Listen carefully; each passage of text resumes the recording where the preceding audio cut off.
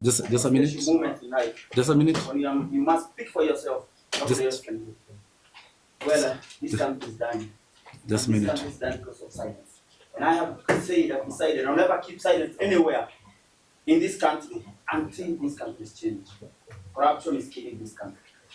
We are dying. People are dying because of corruption. Nothing is working. Just a minute. It's only corruption that's working. Corruption is destroying us. And unless we stop corruption will destroy us. People are dying everywhere. There's no medicine. There's no people are suffering. And we have normalized suffering. Me, I'll never keep silent. I don't care what happens. But I'm going to continue this struggle. Even if I'll do it alone. Even if I continue doing it alone forever, I'll continue to do it. Kenyans, we should not keep silent. Silence is more than this slavery. Silence and slavery. It is very easy to remove these people from power. Very, very easy.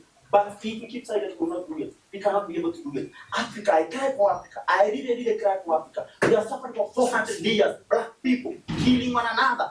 I mean, we are our own enemies. Our very own enemies. We kill one another. We destroy one another. Look at what is happening in Africa. I mean, there's nothing that goes on in Africa because we are still being ruled by white people. We are being ruled by colonialists. I refuse to keep silent. I refuse to keep silent. Let me tell you one thing. Judgment is coming. And let me tell you, I'm not afraid. I'm not afraid. This is too much. This is just too much, my people. This is too much. We should not bow down to murderers. I'm ready to die. I'm ready to die for freedom. Freedom is a national right. I'm tired of marching for what should have been done for the mind of God. I'm tired of living as a slave in my own.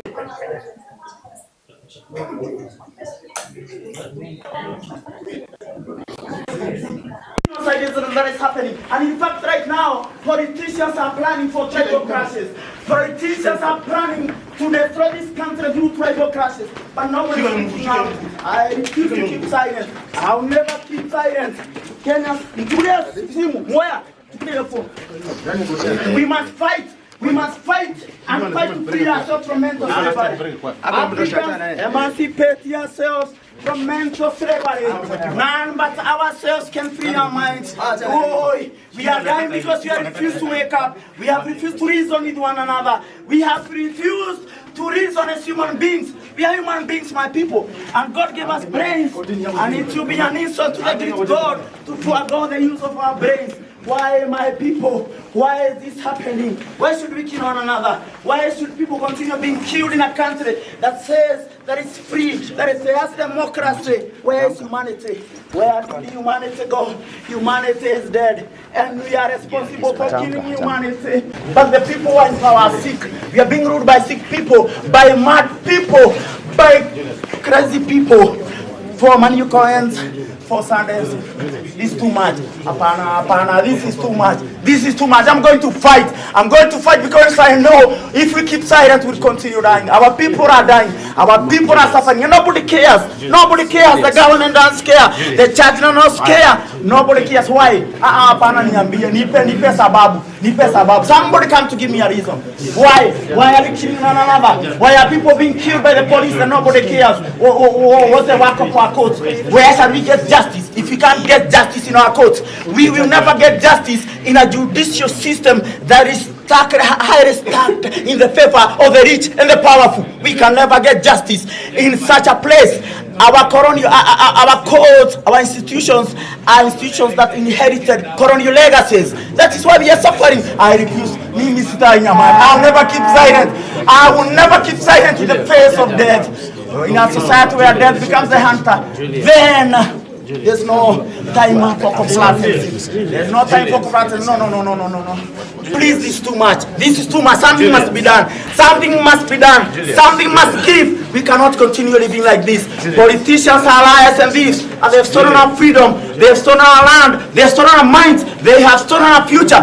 There's nothing left. Our people are suffering. We don't have land in this country. And when we question, we are killed by the police. Our police are brainwashed. Too much brainwashed to fight for political rights. Give the people who have gone no mercy with the people who elect them into power. These people are murderers. These people are criminals. Do what you're gonna do, but I'm not gonna keep silent. I'm not gonna keep silent. I don't know. This has the fewer people who are to stand up and fight for ourselves. We must fight for ourselves. For this country is a revolution of the mind, a revolution of ideas, a revolution of hatuwezi kana uoga katika nchi yetu. Hiyo ni uongo. Hatuwezi kana uoga. Uoga ndio inafanya tuuawe, uoga ndio inafanya tunyanyaswe, uoga ndio inafanya kuna kitu inaendelea hii Kenya. Ni corruption peke yake. Wanaiba kila kitu. Watu numaizi, this country is rich, but they are stealing everything. There's nothing to attend here, and you tell me to keep silent. What kind of people are you? What kind of people are we? This is too much. I will not keep silent. With something must be done. This system must go. This system must fall. I'm not afraid. I'm not fearing any man. And I'm. Because I believe all the problems we are facing is because we refuse to listen to one another. It's very important you have said you want to listen. Sorry. When? My name is Kelly. Sorry? My name is Kelly. I'm a member of the class. You have to show you are a member of the class.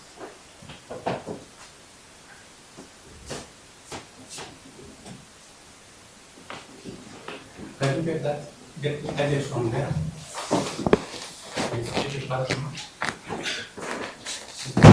And also, if you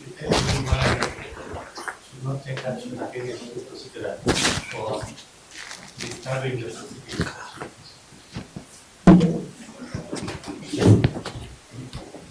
Okay, so I would say I had a matter here driving so I'm a human rights defender. So I was educating Kenyans about their rights, able citizens of Kenya. And very much disturbed by what is happening in this country. Very much disturbed. I'm a hope that is the institution for what we are dealing with here. So many things are happening all over the country, different parts at different times. Of course, yeah. So we can't deal with all of them. What we are dealing with here is the reason why we found it necessary to shout around, but we know that they are court sitting and silence is necessary for everybody to be able to follow what is going on. Yes. The accused persons who are being tried need to hear and to be heard. Witnesses who are testifying in courts need silence to be able to concentrate and hear prosecutors asking the questions to answer. And courts that are proceeding also need that silence to be able to hear. Because of that noise I sent for you, you are brought. Even while inside the courtroom, you continue shouting. So I want to hear from you why I should not punish you for that. Okay, I think the thing is, okay, it's okay. No, it's right. It's procedurally to punish someone for disturbing the court.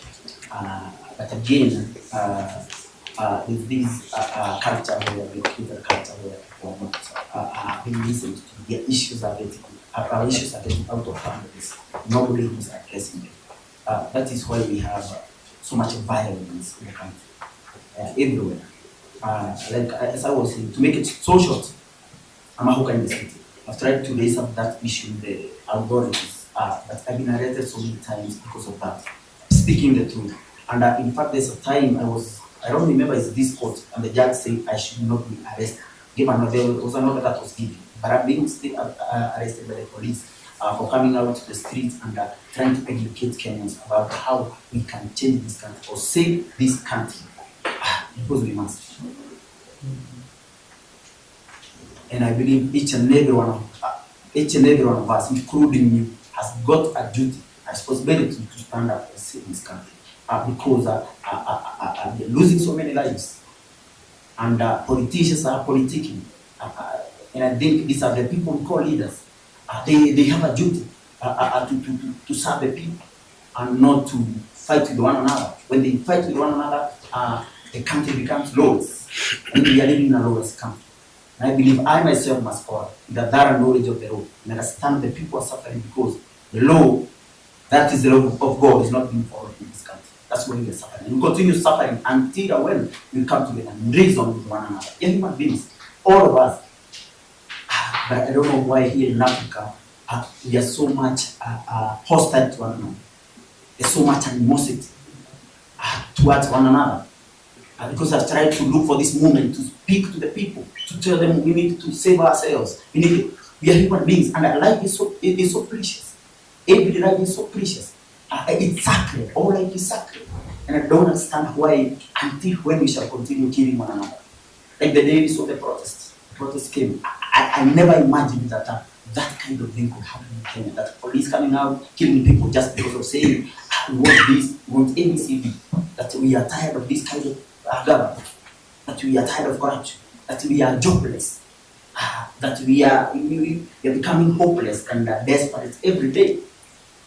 So I'm saying this nation must find that movement, that platform where we speak to one another and reconcile with one another. And if not so, then this country is going to perish. Right now, the corruption that is happening in our government boards, the high offices, is so much. It's dizzying. I mean, it's mad. They're stealing everything. There's nothing to survive on for the poor people who are the majority. So how do we expect to have peace in a country like this? Surely, it's so bad. I mean, I don't know. We need something. We need something. We need to see that our leaders are not taking us to a very good place. And they don't care. They don't care. So the only thing that will happen is me and you to come together and stop them. And stop this. Because I'm very scared for this country. I'm afraid for this country. I tremble for my nation. I don't know how this is going to end up, but we need something. We need change. We want change. This country has cried for change. It's yearning for change. It is yearning for justice. But I have realized one thing, because we have cases in Kenya court dragging for years and years. People saying that we go to ICC. Why? Are we not capable of prosecuting criminals in this country? So our institutions are that weak that cannot protect our people. If our laws cannot protect you, then I'm afraid we are in a very, very bad country. Because if the laws that are there cannot protect me as a Kenyan, as a human being, we have seen goons coming in the street to attack innocent protesters, innocent demonstrators. This is so wrong. I'm saying we need a conversation. We cannot go like this. This corruption must end. This impunity must end. This barbarism must end. I mean, I don't know why we have allowed this to happen. There's something very, very, very wrong the way we carry on things. The way we have been carrying on things for 60 years now, more than 60 years. Africa is dying, Africa is perishing. And I'm telling you this as a man of God.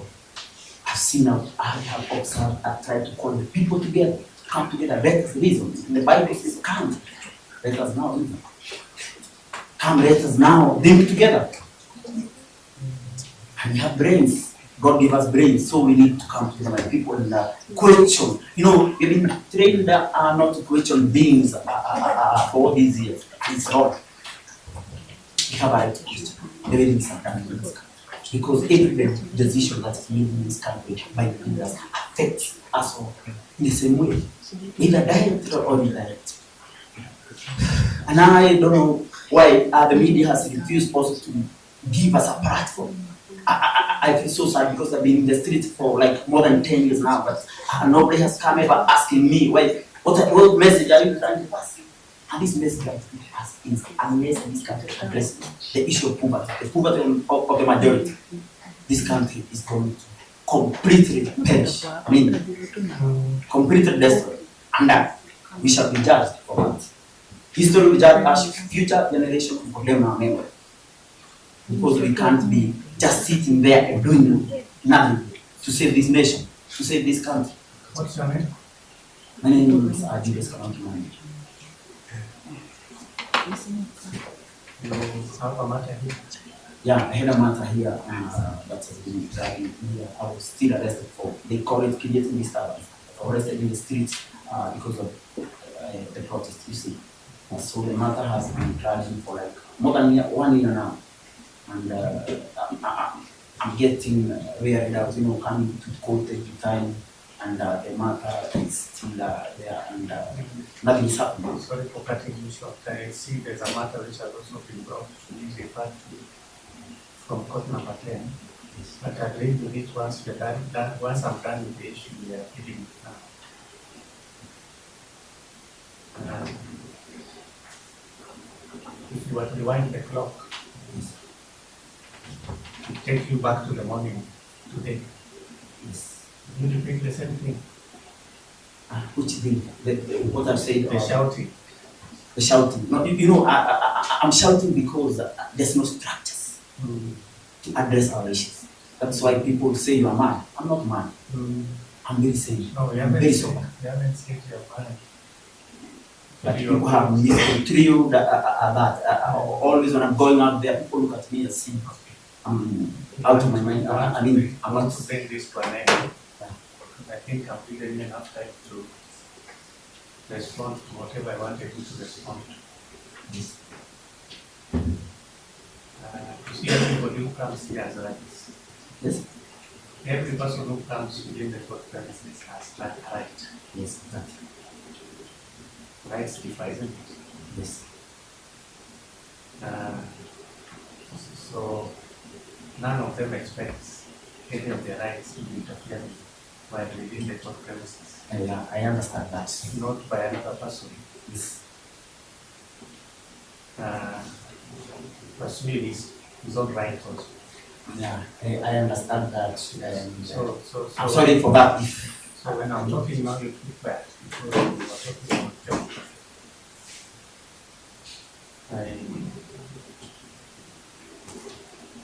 We have to stop you from interfering with court proceedings. And I don't see a reason for punishing you for your conduct. Other than caution you. Yeah, thank you so much. And that if you feel like shouting, the energy is yours, isn't it? The breath is also yours. But choose the right forum where there's minimum damage done to others. So now we have to stop the court. Now we are doing what we are doing now, we're doing some other things. Yeah. Yeah. Try to be sensitive and get to know where you are. Because if you bring everything to a standstill, it doesn't help much. Sometimes when you see cameras, you get motivated. I hope I'm not motivated by the cameras. Yeah, but sometimes we get scenes for the media, but I think we are doing more than that. But I also got justice when they're not coming. So now, I hope you are committed. Yeah, I'm getting it.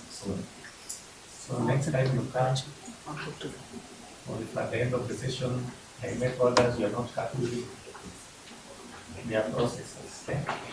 Let's follow the processes. So that when we have given this for premises, we all agree. And whoever has come for his case, as the case dealt with, and they go with their peace.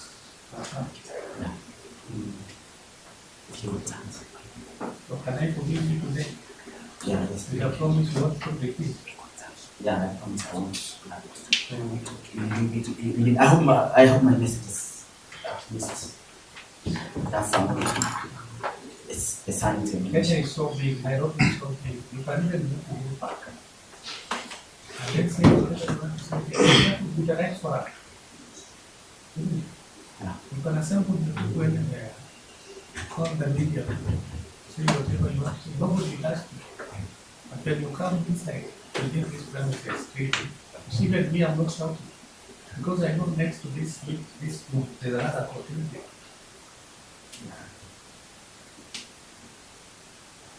So can we close this one and give you your case? Yeah. Case from court number 10. Yeah. You can close it.